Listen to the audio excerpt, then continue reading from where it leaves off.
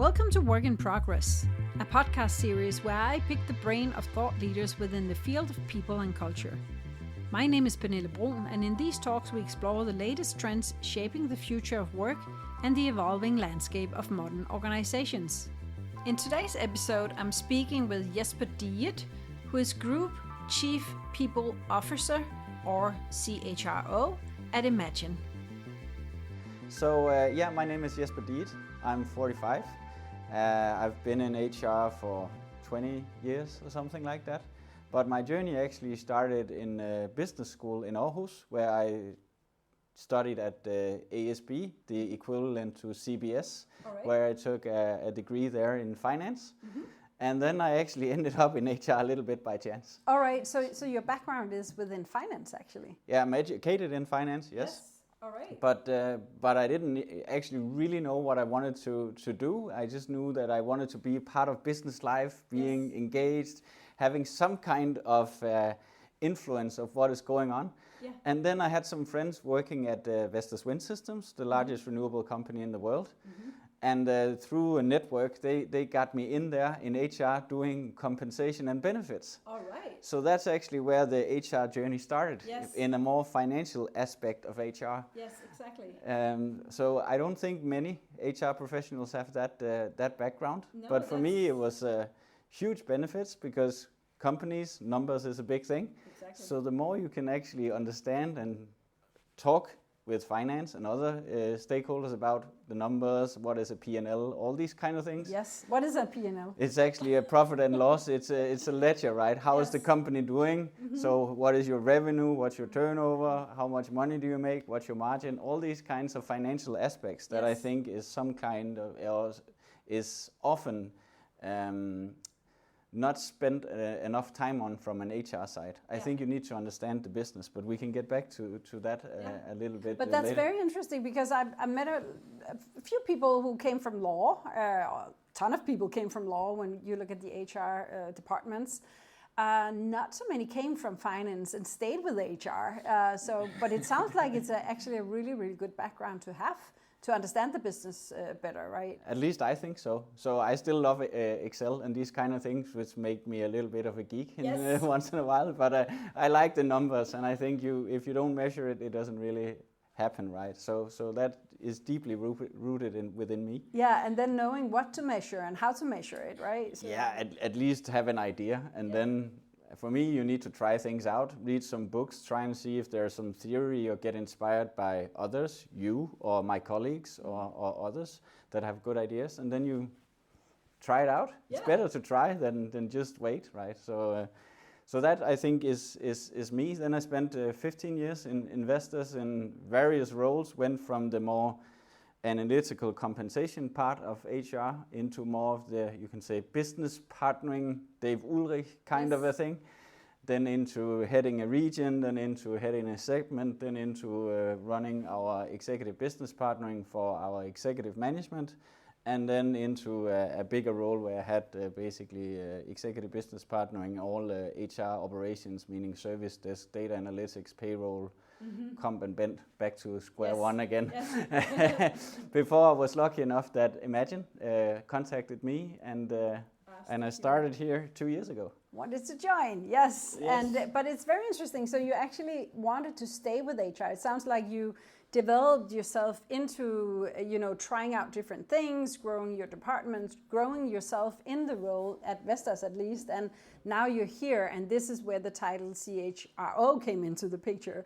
Correct. And can you, just to the listeners who might not know exactly what that title is all about, so for me, you're basically you're part of what was important for me when I chose a new job was that I was part of the executive team, reporting directly to the CEO. Why was that important for you? For me, it's where you have the most influence. It's where you're heard. It's where you can actually position HR in a different way. Mm-hmm. It can also function reporting in different places, but I find it easier and more accessible if you sit directly with the CEO. Yeah.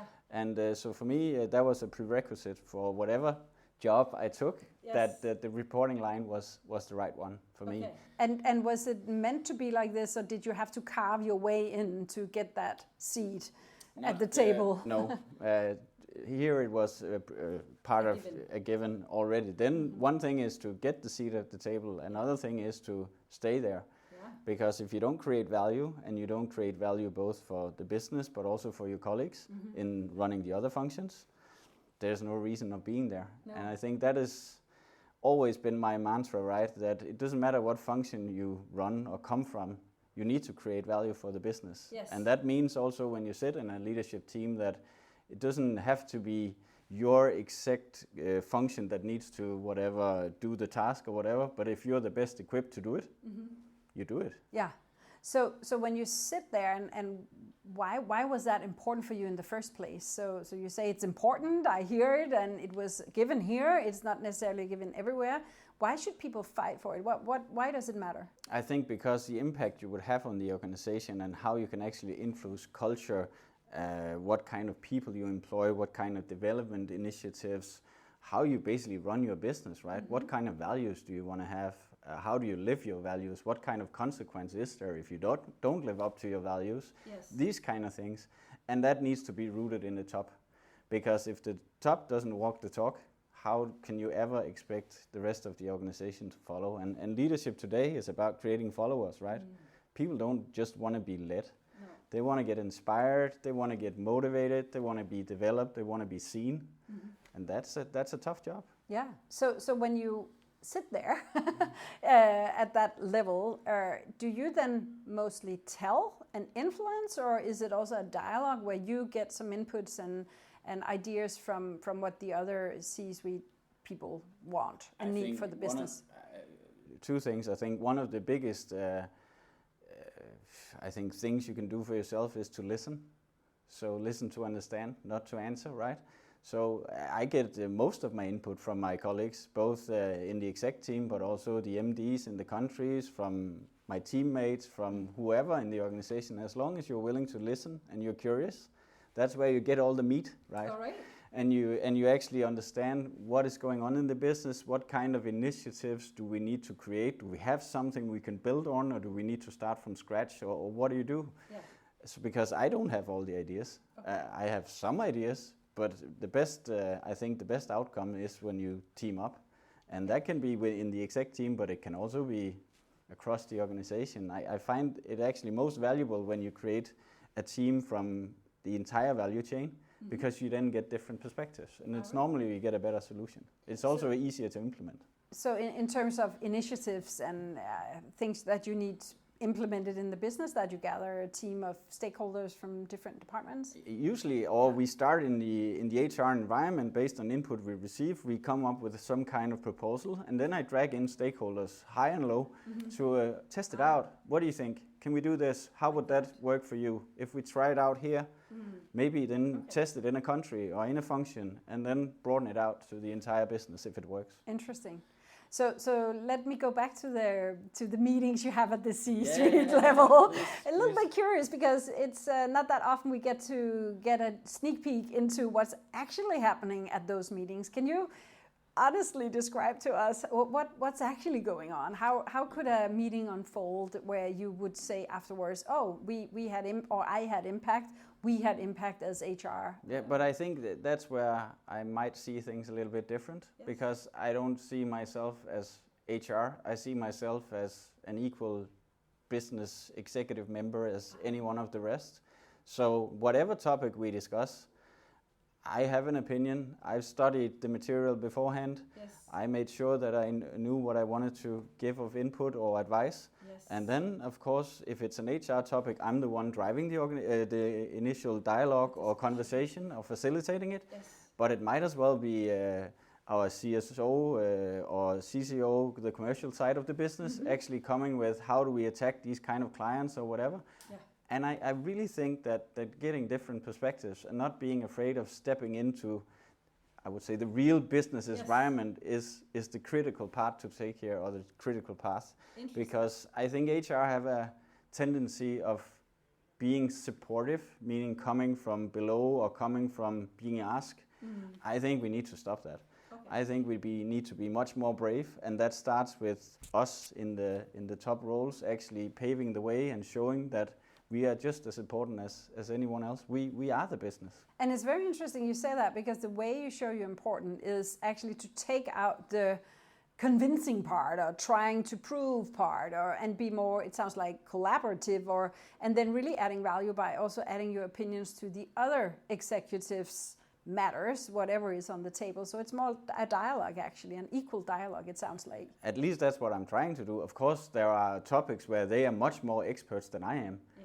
But again, I'm also more of an expert in some topics that I present. Mm-hmm. But still, if there is always good views, and you can just tweak something a little bit, and then you get a better buy-in from the entire organization. And also, don't be afraid to team up with your exec partner. Go together with the CFO to implement something, or whoever it might be, right? The CEO, don't be afraid of doing that. The stronger you stand together as an exec team, the better. For the whole business. Exactly, and that's why we're here, right? Yes. That's for the sake of the whole business, not just for HR. No. Very interesting, thank you. It's good to get it carved out loud like that, because very often I sense that we have a tendency as a profession or as a field to, we use word as we need to own the seat at the table, and we need to really prove ourselves. And this way of putting it, it's much more equal and also like well-deserved. So do you have any good advice for people where they might not be invited in or felt like they really are taken seriously or listened to the extent they would like to? What's your good advice if that happens? First of all, be curious about the business, not from an HR perspective, but from a business perspective. Try to understand, ask all the silly questions you might have. Go around in the organization and just ask, who is your clients? What is this about? Why are you doing this? Try to really understand what is going on and what drives the business agenda. Yeah. Because if you understand what drives the business agenda and the clients, it's much easier to actually participate in those dialogue at the top level or at whatever level you sit at, because it doesn't matter if it's at the top or at a middle layer or whatever. Some of the discussions are the same. Yeah. And if you don't dare to step into those more, I would say from an HR perspective, probably dangerous discussions where you don't really feel comfortable, you don't really develop, and you don't actually create the influence that you potentially have because you sit there, or why would you invite someone who doesn't say anything? Yeah. So you also need to prove that you need to be there, or else I wouldn't invite myself. No, so it's also about being a little bit courageous. And what could some of those areas be that you talk about that's a little bit more difficult? But I think, for instance, if people start talking about quarterly results, or if they talk about this is the new sales strategy, or whatever it might be that is a little bit outside of your normal domain, be curious. Ask before you go into the meeting, so why did you choose this or this, and why not that, or what's the reasoning behind it, and just be curious and wanting to learn, because then you have a much better opportunity to talk eye to eye and have something valuable to say, or a very good question. So why didn't you consider these type of clients? Why only these? Or why only these countries and not that country? What's behind it? Yeah. And when you're part of a leadership team, no matter what level you're at, you both have your own team, but you're also part of the broader leadership team. Yes. And that means you have to act like that as well. And that's basically taking responsibility for the whole and not just for your part. Okay. And I think that's a big change for HR, where you really need to step out of the comfort zone. Yeah. And don't be so scared. People like to talk about what they're doing, so just ask the questions. That's what we're really good at normally in HR, right? Yes. Asking good questions. Okay, so that's so you can use that strength actually to also get some more knowledge yourself, and thereby increase your impact and influence in the entire organization. Yeah. Interesting. And then back to maybe the topics that might be more you driving the agenda, or you trying to carve the way for certain things to happen. What is it that you see is needed of the workforce of tomorrow? And in this context, imagine what is it that HR needs to drive to make happen and make sure that the business is here for the long run? I think we'll see people changing jobs much more often. I think we'll see much more value-driven employees in the future. So it's important what they do and for whom they do it. I also see that a lot of the applicants and employees we have are much more concerned about the environment, the impact on our planet, the impact on other people, also the impact on themselves. A lot of people don't want this linear leadership track kind of a career progression where you go this and this and this. They want to jump much more from task, from project to project. And not everyone wants to be leaders. And I actually think that's a very big strength, that they are much more knowledgeable about themselves than I was at my younger age, that don't know this is not for me. I'm not ready to take that kind of responsibility or whatever it might be. And some of course want to, which is great. So I think also both development initiatives needs to be much more agile and focused on the individual. It'll be harder to tailor for everyone. Of course, there's some things you can do, sales training, leadership training, these kind of things where you create a common language and a common way of doing things. But I think much more needs to be micro learnings where people put together small learning sessions for themselves or with the help of us.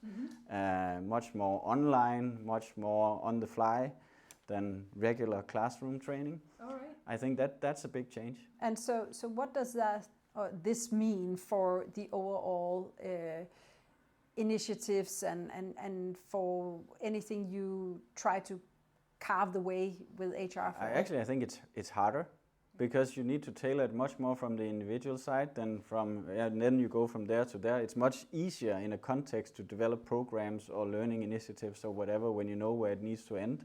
I think it's much harder for us, and which is why you need to always be on the lookout. What is going on outside? How do you get outside in inspiration? And just be aware that you don't know anything or everything. You know your own context, but how there's a lot of there's new coaching initiatives, there's new learning initiatives that you can use from the outside. You just need to put it into, in our case, an emagine context. So it fits with our culture and our way of doing things, but you don't have to invent the wheel yourself. There's plenty of gifted people out there you can spar with. And I think that's the critical part. And how long have you been with Emagine at this moment? Almost 2 years. 2 years? And so what were some of the first things you had to do in your new position here? First of all, I needed to understand what is Emagine. I didn't have a clue. So I traveled around to all the countries. I met the country managers, I met all the people, I gathered input information, asked them about what's life in their world, and tried to gather info. I met, of course, with my own team, what was important to them, what did they see. How long time would you say people have before people start getting impatient? Okay, so now Jesper, you asked around, you visited all the offices, and before they would start, maybe not only in this setting, but in businesses in general, how long time do you have before you have to prove yourself? Shorter time than you think. I think you need to find some quick wins fairly fast. Go in and assess the situation based on whatever introduction you have had to the company. Where are maybe the top 3 pitfalls or problems or initiatives that you should probably look at, and then see if you can make some kind of quick win, so you start getting going and you create some kind of positive momentum in the organization. And for me, for instance, one of the things that was quite obvious is that there was no engagement survey. Every country have tried a little bit. People didn't trust the data. It was a mess. So trying to do something easy, light, just to get some data in to see what we needed to work with, getting some feedback in. So for me, that was one of the first thing I started to do. Was that easy? No, it wasn't. No. But it was hard work. Got the whole team involved, got all the executive team involved, so I got the backup to do it right. And then keep going. Keep also, when you get the feedback, show that we started this initiative based on your feedback. Thank you for that. And we keep doing that all the time, also today. So now we have quarterly pulse surveys. And the last one we just did had 89% of all employees responding. Wow, what was it in the beginning? We were lucky to get to 70, but that was with push and also only half the employee size. So now you have 89 with how many people? So we are around 650, but then we have a consultant network that we ask different types of questions outside. But we are a fast-growing company, right? We both grow organically and through mergers and acquisition. And it's no longer pull or push or really trying to convince people. It's also finding the balance on how much data do you actually need and how much. So finding the balance to make it user-friendly. Yeah. So it only takes 1.5 minutes to answer, and then there is a feedback column where you can write whatever feedback. So we try to turn it around so it's easy for everyone, and then they can immediately see the output, and also the initiatives that we do are based on the feedback we get. All right. So you felt that was a quick win because it's something that's not there. It's giving you direct feedback on initiatives. And it gives me data. Most importantly, it gives me data points. So now we're back to where we started. Yeah. But most importantly, getting some kind of data so you can start tracking stuff. So if, for instance, if turnover starts increasing, is there something about the leadership? Do you see leadership? The leadership part going up and down, how do you track these kind of things? So the more data you have, the easier I think it is to create whatever initiatives you want or try to do something about it. To be responsive, it sounds like. Exactly. Yeah. And what happens if you then see there's something going on in this part of the organization, a declining number or a rising number? How can you make sure you can react to it immediately? Aren't you, busy with other stuff then? Yeah, but then I have a great team. So then, of course, whatever team member is responsible for that part of the organization, they reach out to the leader and have discussions about what are we doing here? What is going on? Yes. Is it just one person that is really unhappy and dragging all the results down, or is there something more systematic we need to look into? Yeah. And then we team up across who's the best to come up with ideas or initiatives or whatever we can do to support support that leader. It might also be that someone shouldn't be a leader, or needed some leadership training because they never received that. So be curious about why this is instead of just coming with solutions without really understanding what's going on. Yeah. Exactly. Do you also investigate or look into the numbers when they are better than expected? Yes, that's even more important. Okay, why? Because then you can actually also use role model behavior and praising the different leaders that have really done something, but also to understand why is it better? Yeah. What are they doing? Is it something that you could potentially do other places? How can we replicate whatever they're doing? All right. And actually then make it an emagine thing or a country thing or a functional thing or whatever it might be. So we really try that a lot. Also because we are not the biggest organization and we are kind of fast-paced and growing a lot. Yeah. So whatever we can learn from each other, great. And that also makes the team really proud. Yeah, it sounds like it. So the trends you talked about before where, people are changing jobs faster and they don't necessarily stay with you forever. And also the trend of the younger workforce wanting, a climate-friendly company to work for, someone who at least considers my well-being and how I can grow and develop. So with those trends in mind, what are you doing? What's your take on what HR can do to support and help imagine attract the right workforce for tomorrow? I actually think it's difficult, but it's a lot of things about branding and positioning yourself as a company. So it's about getting those personal stories out. I'm also responsible for ESG, for instance, so thank you for that question. So there is a lot of initiatives both on the softer side of ESG, meaning awareness, understanding how do we work, what do we do, but there's also the more hard stuff like recycling IT equipment to show that we make a smaller CO2 footprint. It's about what offices you choose. It's about going for different types of certification so you can also show the world that you mean business.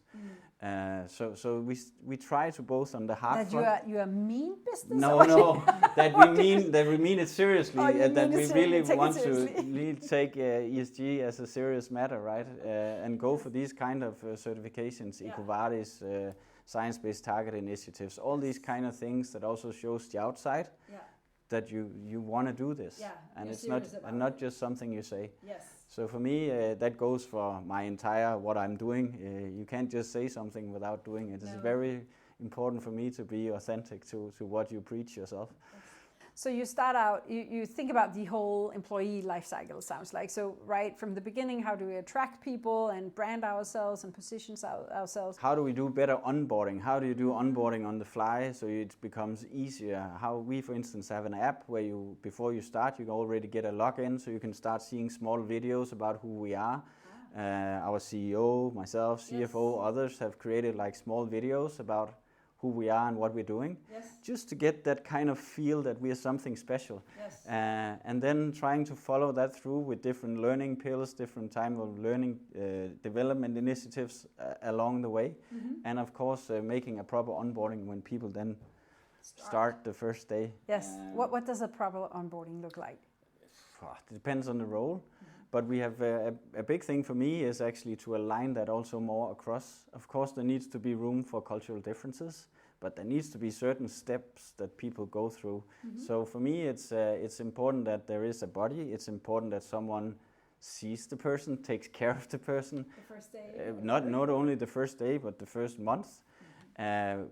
Creating some kind of feedback loop. How has it been? What can we do different? All these kind of things. And then we also initiated international onboarding session. So every month, the CEO, myself, and the Chief Commercial Officer meet all new Imagineers for 1.5 hours, going through who we are, who Imagine is, how we can support them, thanking them for joining Imagine. And that creates that kind of personal space where people then reach out to us also with big, small things, but we are available. And that's a big part of our culture. We want to create that open, transparent, safe environment. And that sounds easier said than done, right? Oh, is that really done with a meeting that's only 1.5 hours long? Does people dare to reach out to you after that as a newcomer? Yes, because what they also see that when we travel around or when we have other meetings, that it's just who we are. And we're just persons like anyone else. We just have different roles. So it's like a watch, right? You just have different dials or whatever it's called in a watch. You just need it to function properly, to get Imagine to work, and it's the same. It doesn't matter what role you have, we just have different titles, we just do different things, but we need everyone to succeed. So it's basically about establishing this safety, psychological safety is another word for it, but it could also be the trust that, you know, I'm safe here, I can reach out, it's okay to ask questions, it sounds like. But also to show that we are just people like anyone else. We don't use titles, we use first name. So but you're leaders. I know, and that's why you need to do it over and over and over again, and you need to do it whenever you step out of your office, wherever you step out of a meeting. You cannot come out of a meeting looking frustrated because then people think, what's going on? So you need to think about how you appear for the rest of the organization. I think that's a big part of it. So the not looking frustrated part, it sounds almost like inhuman because of course you are frustrated every once in a while. So. But then you need to find the space where you can do that, and it's probably not when you come out of an executive meeting and all the organization is looking, what is going on here, right? And why do they look? So am I getting fired? What is going on? So come out, smiling, talk to people, and then you can have the frustration somewhere else. I think it's just, we need to remember that there are just more eyes on us, and how we behave replicate down the organization. So it's taking responsibility for knowing that people look more towards leadership than to their colleagues, actually, for signs of what's going on and things like that. So the trends that we talked about earlier in terms of workforce, you are an international company and you have tons of M&As, mergers and acquisitions, and therefore also tons of different cultures joining. So you have Poland, you have France, you have Germany, you have Ireland, Denmark, Norway, and all these different cultures. What are the trends there? How do you mitigate whatever potential problems that might arise because people come from different backgrounds or have different understandings of how to run the business best? So what we try to do is focus on the commonalities and then create alignment where we can. Meaning, what kind of leadership do we expect? What kind of language do we use? How do people live up to our values? All the things where we can find commonalities. Because the more we have found those, the more there's also room for local differences. Because of course you cannot, we run what we call a Nordic Scandinavian leadership style where we are open, authentic, all these kind down to earth kind of things. But of course being a Nordic leader in France is different. Okay, in what way? What do you say to France? No, but French leader. But for instance, the culture is just different. It's a little more hierarchical in France and in Germany, for instance. So you can still do it, but you need to do it in your way. You need to translate that into a French culture or an Indian culture or whatever. So it's authentic. It needs to be authentic, so you need to make it your own. Yeah. But the more commonalities we can have, which is also why, for instance, our values, our leadership program and other stuff is co-created with the entire leadership team. So we came up with a frame, and then we wanted them to come with their small tweaks, ideas, whatever, so it becomes the entire Imagine program, not my program or the CEO's program, but our program. Yeah. And I think that's the critical part here. Yeah. Focus on the commonalities, align, but that goes in general in all processes. Find the alignment, then there's much more room to be different. Okay. Yeah. Because if the majority is aligned, then where you need to be different, there's room for that as well. And then that edginess or that part where you can actually show your differences can also maybe become something of value. For instance, when I talk to some of, for instance, our Polish colleagues, they think this Scandinavian leadership style with being allowed to speak up, come with ideas, being listened to is a competitive strength for us. Okay. So when we attract employees, this is something we use. All right. And we see that in some other countries as well, that it is actually an advantage. All right. But you also need to live up to it. Then, because then it's as a leader. Exactly. Yeah. If you don't, then it's just nice words in a ad or something. And what do you do to support the leaders to actually be able to live that? Or so actually, based on the feedback from the first Pulse survey we had, and also for my initial traveling around, there had never been real leadership training at Imagine. So that's where we created a Leadership at Imagine Academy, where this is the focus, creating a common language. What does it mean being a leader? Giving people the tools. We actually also offered people a business coach, an individual business coach, and many of them didn't know what it was. No. How do you use such a thing? Do I lie on a couch? How do you use this? So there was also some kind of, this is for you. This is for you to develop your leadership skills. This is your space. I don't know what's going on in that space. I just need them to focus on their development in that professional setting. And that has really proven to be a great investment. We could see the leadership scores in the Pulse survey rising every single quarter based on this. Oh, interesting. So for me, why do you think that is? First of all, I think it's about focus, because creating a program like that, suddenly people start thinking leadership. They see it on the internet, they see it on quarterly announcements, they see it in our team meetings. So suddenly it has some kind of a language for it, and also people can see there's something being invested in it. And I would say the collaboration, then you can say the second benefit of having a program like this, because we did it across the group, so we mixed the different countries. And many of them never met. So creating that collaboration, that kind of, wow, you're doing the same as me, just in a different country kind of a thing. So the organization, the stickiness in the organization and the collaboration has also just improved tremendously. Yes. So, and then you linked it also to the business coaching part, which is, why do you think that mattered? Because I don't think any kind of training can stand alone. I think all of us has tried in our career going to some kind of fancy training somewhere, and we are energized, and then we come back and then the entire team just go, okay, nice, you had nice 4 days. What are you doing different? And then daily life just hits again, and you want to do it, but you didn't really block your calendar or book the meetings or do the preparation that you promised yourself on this leadership training. So I think we need help. And HR can in some cases do this. But I truly believe that having that external partner that is only invested in you and your development and doesn't have any kind of skin in the game in the company as such, I think that is a space that is really, really valuable for all of us. I also took my part. Yeah. So we started with the exec team and the country MDs. We took the medicine ourselves, so we started there. Yeah. And it was just great. So it sounds like it's very interesting. We are heading towards the end of this program, but you started out your career, and I didn't know that you had your education within finance, but it makes total sense because you've always had this focus on the business. And that's also what you talked about when you talked about how important it is for the HR profession to understand and see themselves as part of a business, not as me versus them or them and us, but us. We are. I think that's the biggest game changer is actually stepping into the business. Yes. We are the business, being part of the business. Exactly. We just have a different role. Yeah. But that also means that you need to understand what the business is. So I could ask my HR colleagues, how many reach the annual report? Yeah. From start to end. Yes. It's important. There's a lot of good information out there. So that's where we start. Yeah. Ask the questions. Yeah. Be closer to sales. Ask if you could follow a salesperson to a sales meeting. Yes. You need some kind of role, so maybe you can take notes that day or whatever, but just to understand what is going on. Yeah. I think that's the biggest learning. Of course, we need to keep educating ourselves within the field of HR as well. But this is the add-on where you really create value for the business, at least in my point of view.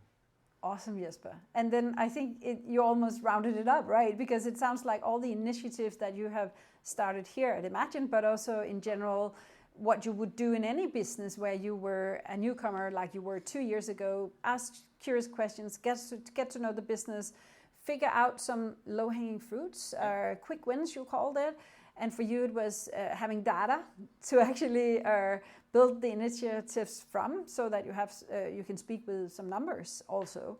And then really gathering this collaboration team around the initiatives you start. I think you gave us a lot of important tips and info, and also thank you for allowing us into the C-suite room, always. where we got a little bit of insight into how is that actually going on there, and what talks are you having, which was all about the business, it sounded like. So that's exactly, and that's also something we need to learn when we come in as HR professionals, presenting an idea or whatever, an investment you want to do or whatever, put it into a business context. If we do this, we will gain this, we will create value here or there or whatever it might be.